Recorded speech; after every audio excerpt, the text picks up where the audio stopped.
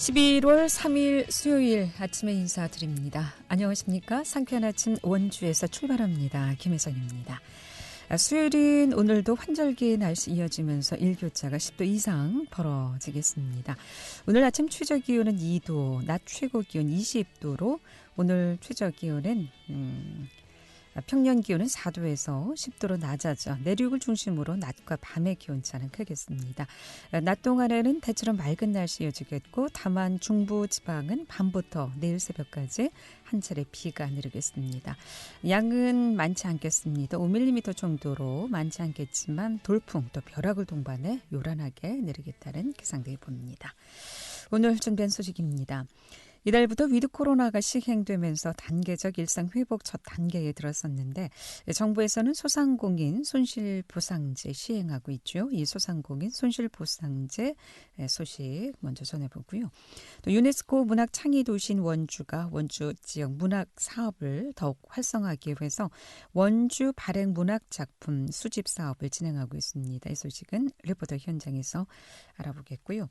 또 주변 홀몸 노인 가구와 복지 취약 가구를 돕기 위한 2021년 사랑의 연탄 남방류 모금운동이 전개됩니다.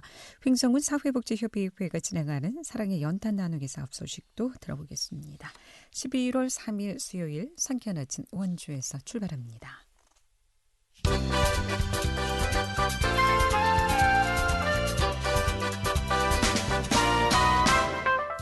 헤드라인 뉴스입니다. 원주 사랑카드 월 할인 구매 한도가 11월과 12월 두 달간 80만 원에서 60만 원으로 하향 조정됩니다. 원주 사랑카드는 9월 한 달간 38억 6천만 원이 판매된 데 이어서 10월에는 월 판매 예정 금액 20억 원이 불과 12일 만에 소진됐습니다. 올해 총 발행 규모는 137억 5천만 원으로 10월 말까지 누적 판매량이 전체의 약 80%인 110억 1천만 원에 달하고 있습니다. 더덕의 고장 횡성군이 향후 5년간 전국 더덕 점유율을 40%까지 확대합니다. 횡성군은 최근 횡성 더덕 산업발전 5개년 계획을 수립하기 위한 용역 보고회를 갖고 내년부터 오는 2027년까지 시행할 더덕 명품화 사업의 기본 전략을 마련했습니다. 이를 위해 현재 단 한 곳도 구성되지 못한 공동 출합회를 3개 조직 70여 농가로 구성하고 더덕 가공유통시설은 2곳을 추가 신설해 총 6곳을 운영할 계획입니다. 평창 영월 정선 축협 대관령 한우복지재단이 최근 평창과 영월 정선 등 3개군 어린이집 연합회에 각각 300만 원 상당의 대관령 한우 선물 세트를 전달하는 대관령 한우 정나눔 행사를 개최했습니다. 헤드라인 뉴스였습니다.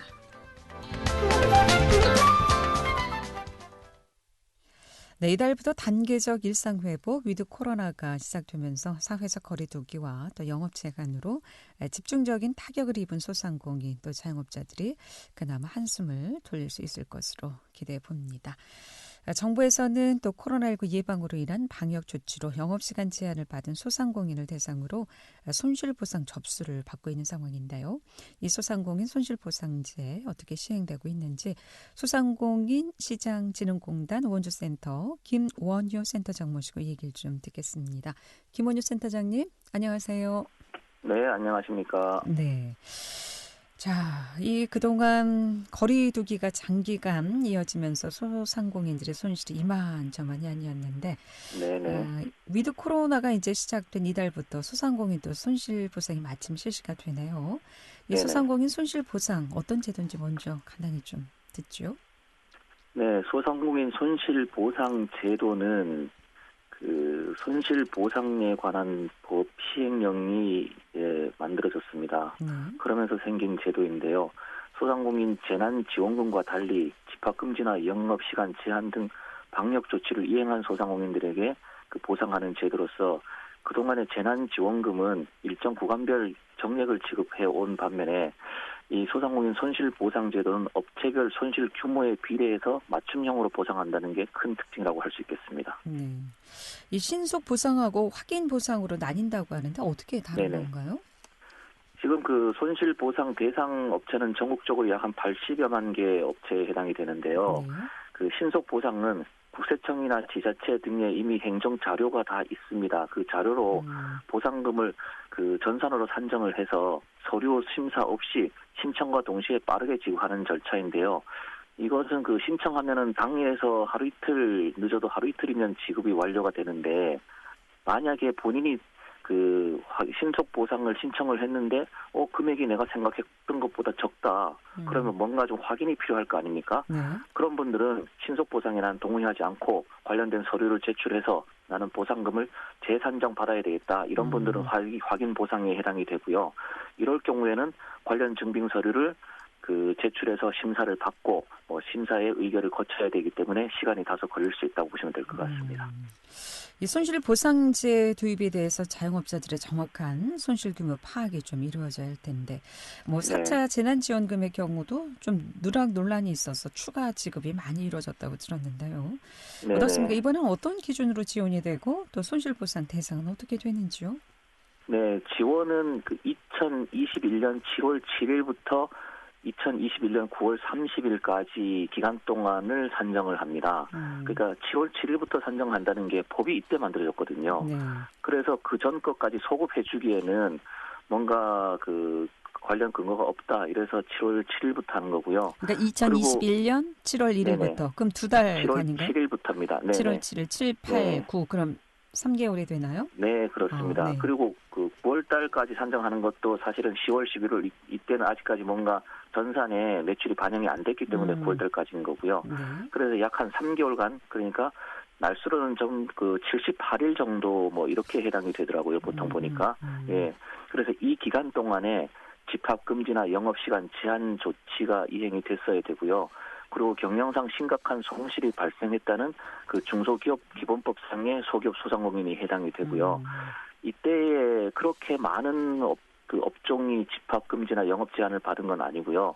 원주를 기준으로 보면 보통 그 유흥업종은 다 해당이 되고요. 그리고 유흥업종이 아닌 곳 같은 경우는 노래 연습장이라든가 뭐 수영장, 식당, 카페 이 정도 선에서 그리고 직접 판매 홍보관 약간 이 정도 선에서 그 영업 제한이 이루어진 것으로 나타나고 있습니다. 그러니까 전 업종은 아니군요. 그러니까. 네, 그렇습니다. 예. 그렇다면 다수의 사업장을 운영하거나 또 개업한 지 얼마 안 된 경우에는 어떻게 될까요? 여기 해당이 안 됩니까?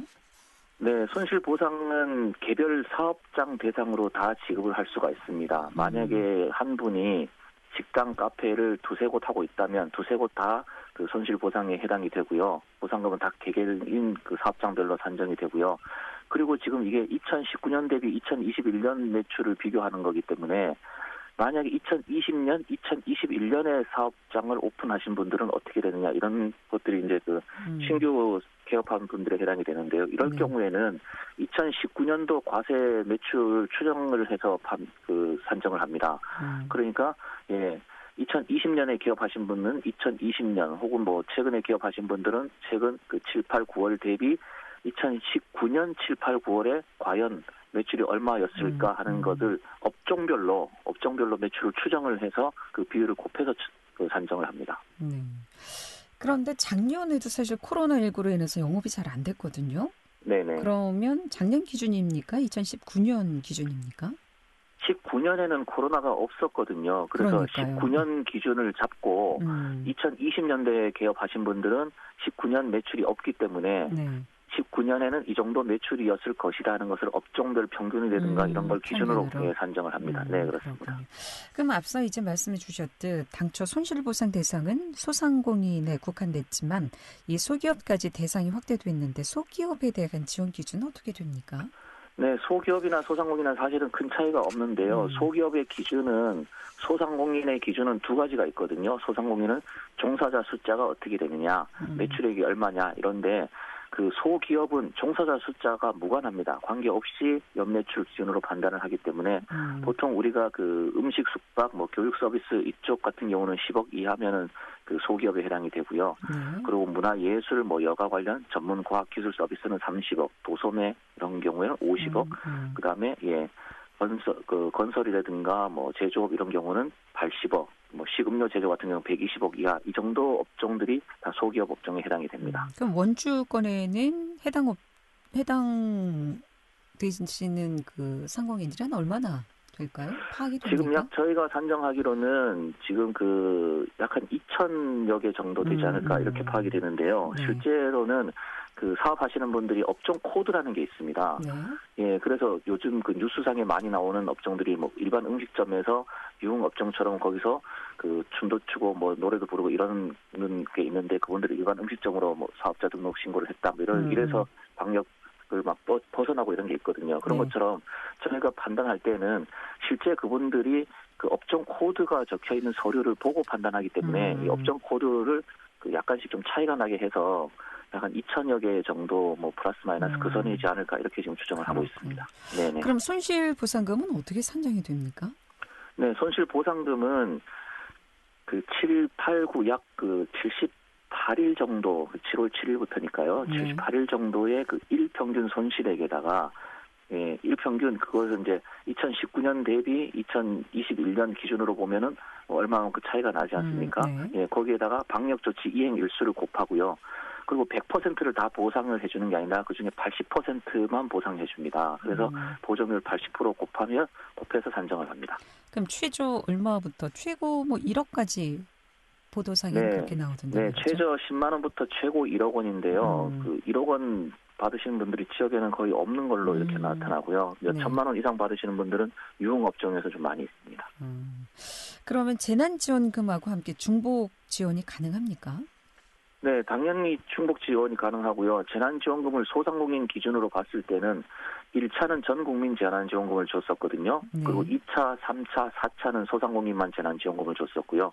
그리고 5차는 소상공인 재난지원금과 일반 국민 재난지원금 다 같이 있었습니다. 그래서 우리가 지금까지 재난지원금을 총 받은 게 전 국민이든 소상공인이든 다 합쳐서 6번의 재난지원금이 있었는데 그중에 소상공인분들은 다 해당이 됐던 거죠. 그럼 네네. 신청은 어떻게 할 수 있습니까?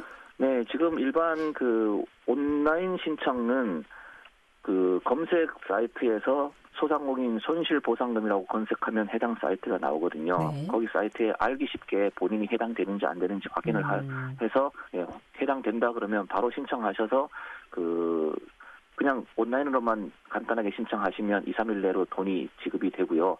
만약에 그 액수가 나는 이건 너무 작은데 뭔가 확인이 필요하다 그러면 서류를 제출해서 다시 온라인으로 신청을 하시면 됩니다. 그런데 온라인은 뭐 잘 모르겠고 그리고 서류 제출하는 것도 뭐 잘 모르겠다 그러면 11월 3일 오늘부터 각 시군 구청에 상황실이 마련이 돼서 거기서 지금 지급을 하고 있고요. 그러니까 뭐 컴퓨터를 잘 못하시거나 이러신 분들도 계시지 않습니까? 네. 그래서 지급이 되는데 신속 보상의 대상인 경우에는 오늘부터 바로 신청을 하실 수가 있고요.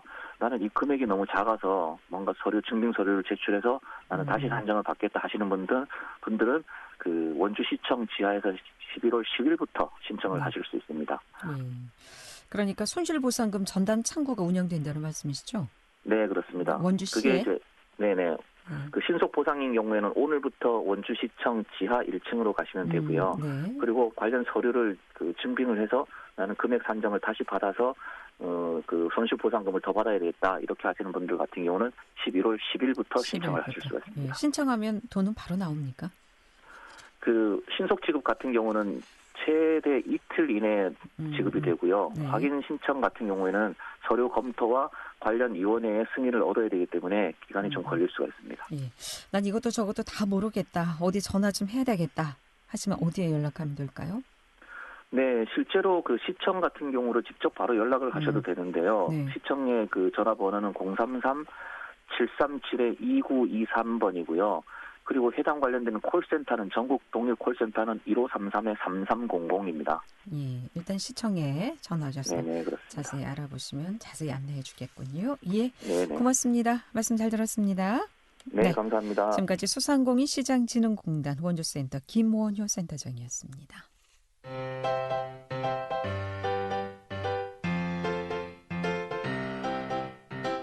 KBS 원주방송국이 유튜브 다시 듣기 서비스를 실시합니다. 매일 아침 강원 영서남부권의 뉴스와 정보를 전해드리는 상쾌한 아침 원주에서 출발합니다는 KBS 원주라디오 유튜브 채널을 통해 다시 들을 수 있습니다.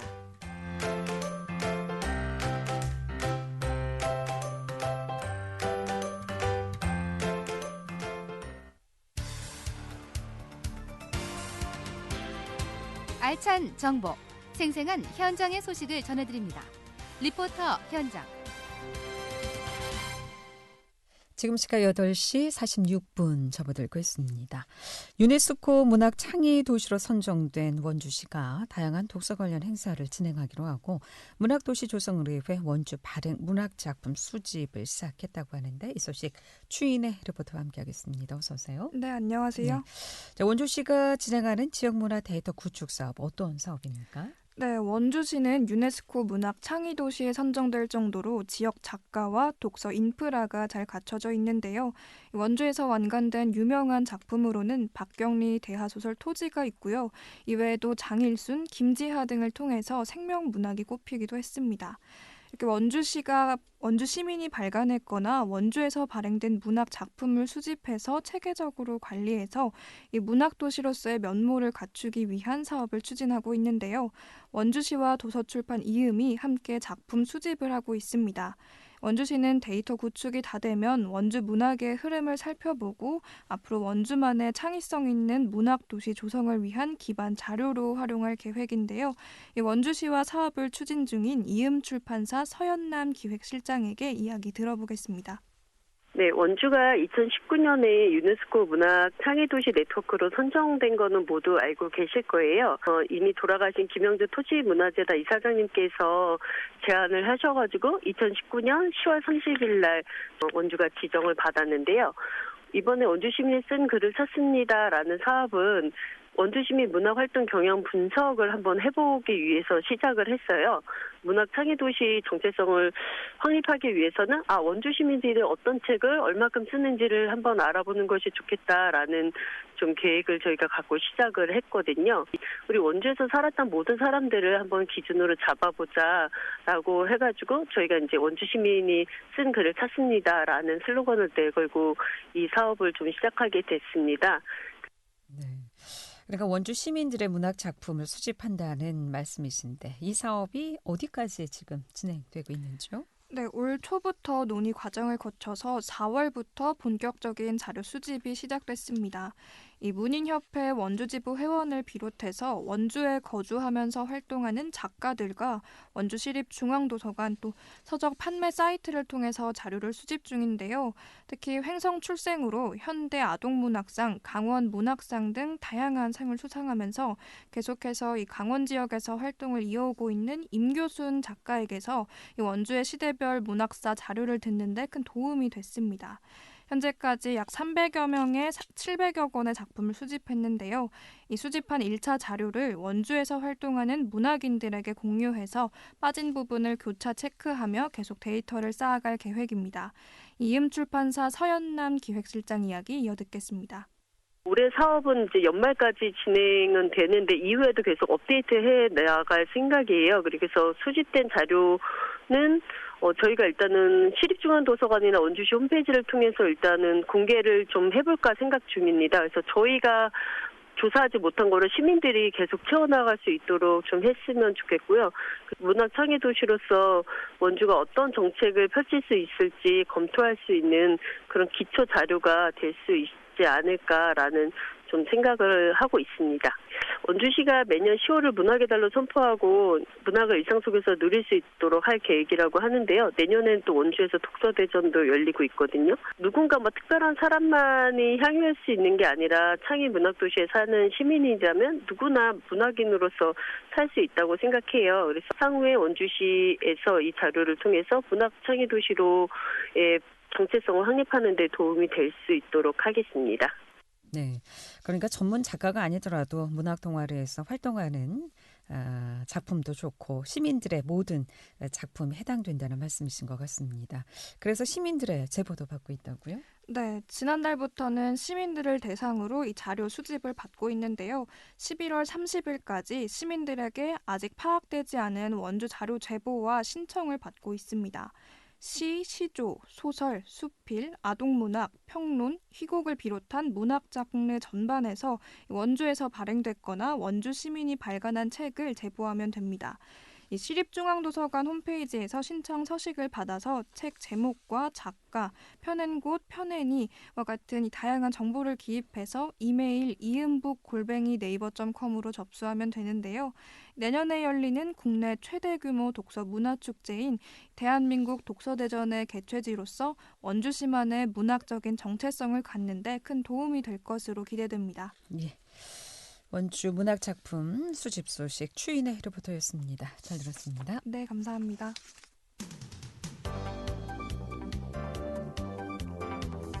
생생한 현장, 유익한 생활 정보를 전해드리겠습니다. KBS 원주라디오 상쾌한 아침 원주에서 출발합니다를 함께하고 있습니다. 네, 주변 홀몸 노인 가구와 복지 취약 가구를 돕기 위한 2021년 사랑의 연탄 모금 운동이 횡성에서 진행됩니다. 횡성군 사회복지협의회가 진행하는 사랑의 연탄 나누기 사업 소식, 횡성군 사회복지협의회 이석원 회장 연결해서 얘기를 좀 나눠봅니다. 이석원 회장님, 안녕하십니까? 네. 예, 안녕하세요. 예. 네. 횡성군 사회복지협의회에서 이달부터 또 12월 30일까지 사랑의 연탄 나누기 사업을 지금 진행하고 계신데, 이 사업 횡성에서도 시작이 됐나요? 언제부터 이 사업이 시작이 됐습니까? 횡성에서는? 지난 2006년부터 시작을 했는데요. 네. 그 주위에 이제 어려운 이웃들이 많이 계시고 그래서 그 지역사회에 뭐 도움이 될 수 있는 이런 사업을 찾다 보니까 이제 연탄 모으기 사업을 하게 됐습니다. 이게. 네. 예. 뭐 연탄 얼마나 되겠어라고 생각하실 분들 계시겠습니다만은 횡성에서 연탄 나눔에 필요한 가구는 한 얼마나 될까요? 또 올해는 얼마나 좀 지급될 예정인지요? 지금 현재는 정확히는 지금 파악이 안 되는데 한 800가구 전후가 되지 않을까 이렇게 예상을 하고 있습니다. 네. 그리고 올해는 이제 시작을 엊그저께 시작을 했는데요. 지금 제 목표는 한 100여 가구 해서 한 2,500만 원 정도를 목표로 모금 활동을 지금 하고 있습니다. 예. 예. 아침 저녁으로 이제 일교차가 커지면서 소외계층의 연탄 사용도 이제 증가하고 있지만 또 코로나19 여파와 어려운 경기 탓인지 이 원주의 경우도 연탄 기부량이 대폭 줄었다고 하더라고요. 어떻습니까? 횡성의 상황은? 횡성도 역시 마찬가지입니다. 네. 제가 오랫동안 이렇게 해왔는데 매년 그 기부량이 줄어가지고 참 걱정이 많이 됩니다. 올해도 아마 그 코로나 관계 때문에 좀 어렵지 않나 이렇게 좀 생각을 하고 있습니다. 네. 2,500만 원이면은 100가구에 어느 정도 좀 연탄이 지급됩니까? 저희가 이제 한 가구에 이제 많이는 못 해드리고 한 300장 정도 또 네. 요즘에 난방유를 전환하는 분들이 많이 계셔가지고 네. 그 이제 한 드럼 정도 이렇게 해가지고 한 100가구 정도면 한 2,500만 원 정도가 아마 좀 주면 될 것 같습니다. 엊그제 이 사업이 시작됐다고 하셨는데 현재 모금된 금액을 좀 여쭤봐도 될까요? 아직은 이제 들어오진 않고요. 전화는 이제 계속 오고 있습니다. 예. 예. 요즘 연탄 한 장 가격이 어떻게 됩니까? 연탄 그 인상 가격에 대해서 굉장히 좀 논란이 많았는데 말이죠. 예, 요즘 870원, 900원 이렇게 네. 그 정도 하고 있습니다. 예. 자, 연탄 나눔으로 그렇다면 어떤 효과를 좀 기대해 볼 수 있을런지요? 또 기부가 줄어든다면 어떤 어려움이 있을까요? 그래서 연탄 나누려면 아무래도 겨울에 난방 때문에 어려운 분들 좀 도움을 좀 드릴 수가 있을 거로 생각을 하고요. 근데 이제 사실 한겨울에 겨울을 나려면 한 1,500장 정도가 한 가구에 필요한 숫자인데 많이 좀 모자리죠. 그래서 이제 열심히 좀 모금 활동을 하고 우리 주변에 이제 복지사각지대에 있는 분들, 독거노인이나 무슨 조송가정, 다문화 가정 등 여러 분야에 거쳐서 이제 지원을 할 예로 계획입니다. 네. 연탄 기부와 봉사자 신청을 받고 있다고 들었는데요. 후원과 봉사에 참여하고 싶은 분들을 위해서 참여 방법에 대해서도 좀 알려주실까요? 예, 저희가 이제 연탄이나 난방유 성금 이제 구자 입금이나 직접 전달 이렇게 하셔도 되고요.